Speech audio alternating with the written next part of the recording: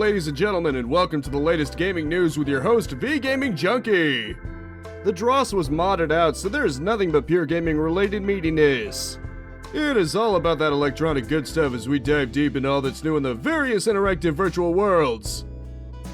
We start out with one serious news story. A fire broke out in Nintendo's Kyoto headquarters. It blazed in the third floor and proceeded to burn multiple desks and chairs. Thankfully though, nobody was actually injured and the damage isn't anywhere near as bad as it could have been. Of all things, the belief is that it was started by some device being charged. To think, a phone or something charging on a bad cable or an overstuffed outlet or something might have been the cause of a fire in Nintendo's headquarters. At least nobody was hurt. A few desks and chairs can be replaced, but lives are irreplaceable.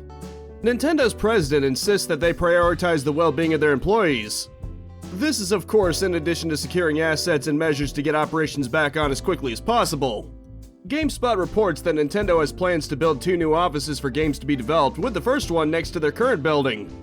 Hopefully that'll do more to minimize any chances for total disaster if anything like this happens again. Of course, it being in Japan, one of the biggest concerns is earthquakes, something the country is sadly all too vulnerable to. Here's hoping things go smoothly for Nintendo and its employees going forward. On to the next news subject. A mod and its creator were banned from Nexus. The mod in question is for the recent Spider-Man game that made it onto PC. Titled Non-Newtonian New York, its purpose is to replace the pride flags found throughout the game with American flags. While I'm not a mind reader and I can't determine the motives of the modder, I can kinda see why Nexus would want to get rid of it. Update: Nexus has since clarified that the reason the user was banned is uploading the mod under a sock puppet account. They claim they would have simply removed the mod with a warning had it been under the user's main account. It still means that the mod was deemed worthy of being removed, but I just felt it was worth mentioning. Now back with the news program as normal. As controversial as it was a massive landmine if they had kept it up. Mind you, it's not as though Nexus did this to be political either.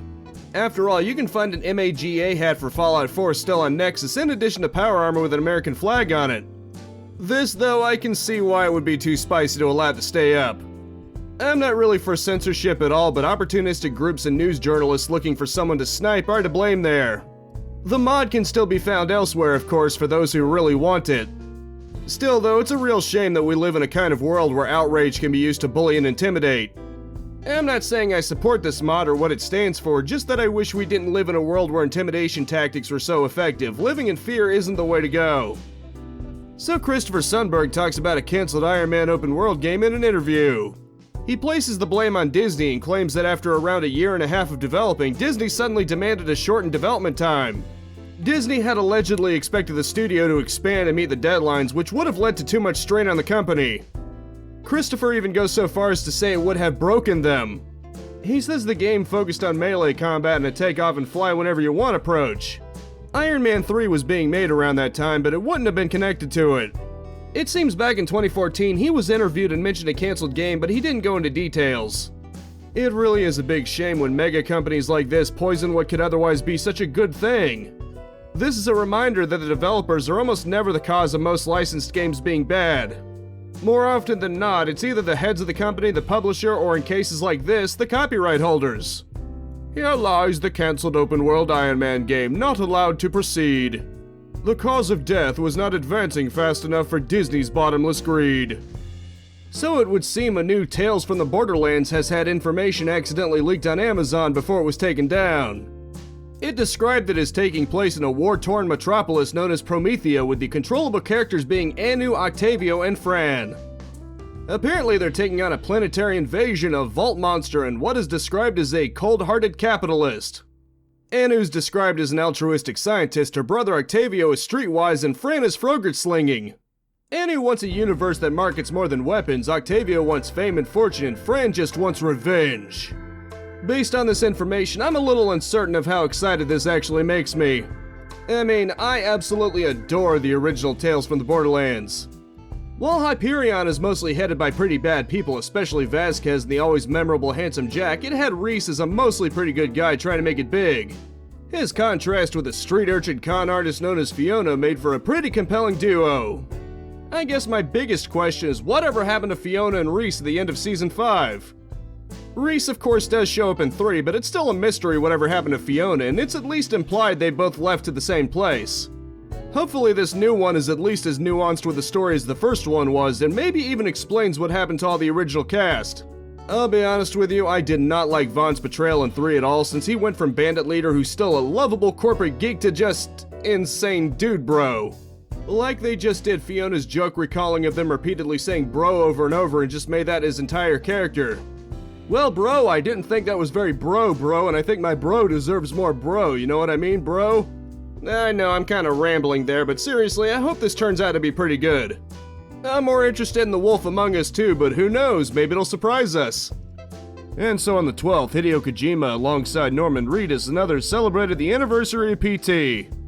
It was that ill-fated free demo that was meant to hype people up for Silent Hills that sadly doesn't seem like it'll ever come to fruition. I guess in a way it's as much remorsing the loss of old Konami as it is celebrating the anniversary of PT.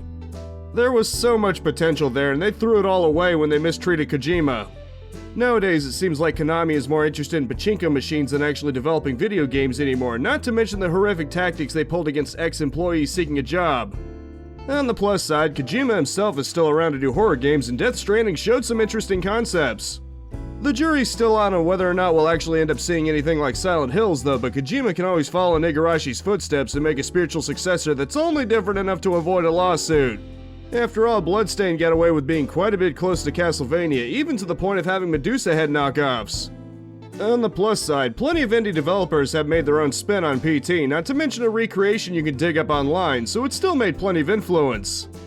Here's to you, PT, the potentially great horror game that never got to be. In other news, the original Alone in the Dark is getting a reimagining on the PS5, Series X, and PC. Well, I think I speak for many when I question why we can't just get some new concepts already. I can sorta see it for this one. After all, the original Resident Evil was remade as early as the GameCube era, and the first Alone in the Dark is even jankier than that. One plus is that it's being written by Michael Hedberg, someone who worked on Soma and Amnesia: The Dark Descent. As 2 very good horror games in their own right, I especially enjoyed Soma. Maybe it'll turn out genuinely good. You'll play as both Edward and Emily like in the original, but you apparently need to play through twice to see everything. I suppose that does at least give you an incentive to look over everything you missed the first time, so it could be a cool concept. According to the developer, it'll be a blend of exploration, combat, and puzzle solving. It sounds a little like Resident Evil, which is fitting given that the original Resident Evil was heavily inspired by the original Alone in the Dark. Push Square, funny enough, even compared the combat in this reimagining to Resident Evil 2's remake. Granted, it looks like most over-the-shoulder third-person shooters nowadays, a trend that Resident Evil 4 arguably helped conceive long before 2's remake did. Anyway, hopefully this will turn out to be a good remake, maybe one that can even lead to original Alone in the Dark titles of worth one day. So have you ever wanted to see the Stan Lee cameo to end all Stan Lee cameos? Because courtesy of a modder, you can play as the legend himself. Obviously, it's just a skin and he retains all the abilities and gameplay mechanics of Spider-Man, but it's still really cool to see.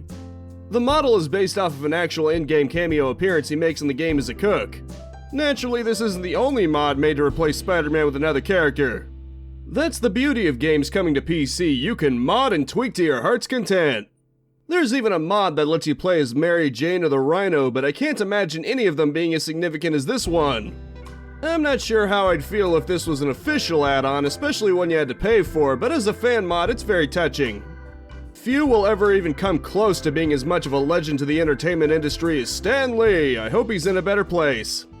My hat's off to Tiff Soniac. You can find the download link in the description below. Above all else, remember to face front, true believers, Excelsior! And as always, straight out of the oven of Games Radar, it's time for the latest batch of release dates. The 23rd has Are You Smarter Than a 5th Grader for all major platforms, Midnight Fight Express for the old Band of 4, and Saints Row for PC, PlayStation, and Xbox.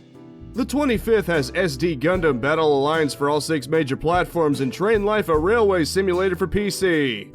Finally, the 26th has Pac-Man World Repack for the 6 major platforms, and Soul Hackers 2 for PC, PlayStation, and Xbox. This week's epic freebie until next Thursday is Rumble vs. Boomboxer Content Pack. Rumble vs. Self is already free, of course. This is just a boxing-themed add-on. We got an update, ladies and gentlemen. Doom 64 is in fact also free until next Thursday. And that concludes the news broadcast as always. I hope you found it entertaining and informative. If you good people want more content, I Let's Play every single day at high noon, live stream Mondays and Thursdays unless otherwise specified at 4:30 p.m., and I do news videos like this one every Friday at 6 p.m. All in Eastern Standard Time, of course. If you're a real junkie for all things gaming like I am, then feel free to hit that subscribe and bell icon to get your next fix. A like and a comment are always appreciated for that engagement, but I just hope you genuinely enjoyed yourself, and that is it for now. Thank you so much for tuning in with me. Spread this video around like Stan Lee cameos, and I will see you next time. Capitalize on life, peace out, have a good one, and I'll see you next time.